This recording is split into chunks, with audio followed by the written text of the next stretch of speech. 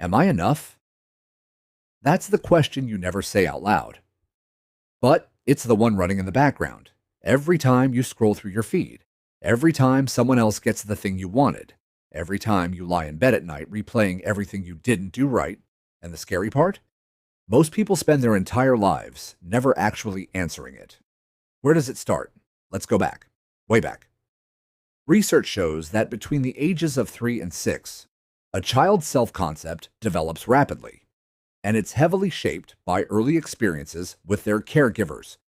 So when a parent says, "Why can't you be more like your cousin?" or "Look how well your classmate did," it sounds harmless, maybe even motivating. But what's actually happening underneath is much deeper. Psychologists call this social comparison theory, first introduced by Leon Festinger in 1954. The idea is simple but brutal. Humans are wired to evaluate themselves by comparing themselves to others.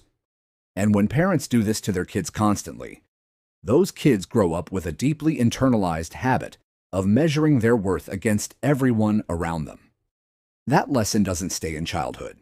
It follows you into school, into your career, feeling like somehow everyone else is doing life better than you. So a lot of this constant feeling of not being enough, isn't a character flaw. It's a learned pattern, something that was installed in you before you even knew it was happening. The culture that makes it worse. Even if you had the most supportive parents in the world, the culture you live in is working against you. Brené Brown, research professor at the University of Houston, calls it the culture of scarcity. We wake up thinking we didn't get enough sleep, go through the day thinking we don't have enough time, and fall asleep thinking we failed to accomplish enough. Whatever we have, do, or get, it's never enough. And then there's social media sitting right on top of all of that. Psychologists call these cognitive distortions, irrational thinking patterns that twist the way you see yourself. Things like all or nothing thinking, mental filtering, and upward social comparison, where you constantly measure yourself against people who seem to be doing better and somehow always come up short. You're not comparing yourself to real people. You're comparing yourself to highlight reels, and your brain doesn't know the difference. The trap of contingent self-worth, a term developed by Jennifer Crocker at the University of Michigan. The idea is that your sense of value becomes tied to external outcomes. Your grades, your job title, your income, how many people liked your last post. When self-esteem works this way, it's not stable. It shifts with every win, every failure, every comment, every like. So you get the promotion. You feel good for about 3 days. Then the bar moves. Now you need the bigger promotion, the nicer apartment, more followers, a better body, a more impressive life story. Success brings temporary relief, but it cannot build lasting confidence. The doubt always comes back. This is why people who seem to have everything still feel empty, because they built their sense of worth on something that keeps moving. And you can't stand on shifting ground. What the research actually says in 1978, psychologist Dr. Pauline Rose Clance identified something she called the imposter phenomenon, later widely known as Impostor Syndrome. She found that even highly successful, clearly competent people secretly believed they were frauds, that they'd gotten lucky, that someone was about to find them out. Studies show this feeling affects anywhere from 9% to 82% of people, depending on the group. So this isn't a you problem. This is a human problem. And then there's shame resilience theory, developed by Brené Brown after years of qualitative research. She found that shame, that deep feeling of being fundamentally flawed and unworthy of connection, is at the root of most of our not enough stories. And the antidote to shame isn't perfection. It's vulnerability and self-compassion. Amy Cuddy from Harvard puts it perfectly. Imposterism doesn't just hurt your confidence, it steals your presence. Given how common this feeling is, either everyone is actually inadequate, or everyone's sense of self-worth malfunctions. Clearly, it's the second one. So what do you actually do? Here's where it gets practical. First, separate the feeling from the fact. In cognitive behavioral therapy, or CBT, therapists call this cognitive diffusion. You learn to observe your thoughts instead of becoming them. The feeling of not being enough is not evidence that you aren't enough. Every time that voice shows up, remind yourself this is a pattern, not a verdict. Second, stop outsourcing your worth. Compliments feel good, likes feel good, achievements feel good. But none of them can be the foundation of your self-worth because you can't control them. Build it from the inside. Know your values. Know what you stand for. That's the only ground that doesn't shift.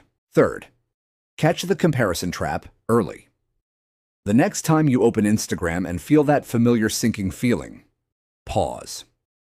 Ask yourself, am I comparing my real life to someone else's highlight reel? That's never a fair fight. Unfollow what drains you. Curate your environment like your mental health depends on it, because it does. Fourth, practice self-compassion. The way Dr. Kristen Neff at the University of Texas defines it. Her research found 3 components: self-kindness, recognizing your common humanity, and mindfulness. People who practice this have lower anxiety, lower depression, and more emotional resilience. Not self-pity, not making excuses. Just basic human kindness toward yourself. Fifth, redefine what growth means to you. In positive psychology, this is called intrinsic motivation, growing because it matters to you, not because you're running from shame. Stop chasing a version of you that society designed. Start asking, what does my version of enough actually look like? Sixth, use gratitude as a reset. Neuroscientist Rick Hansen explains that the brain has a negativity bias.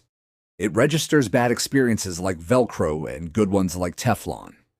Gratitude is one of the few tools that rewires that default.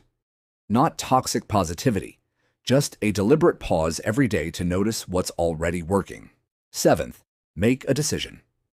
Brené Brown calls this wholehearted living, choosing to believe that you are worthy of love and belonging right now, not after you fix yourself.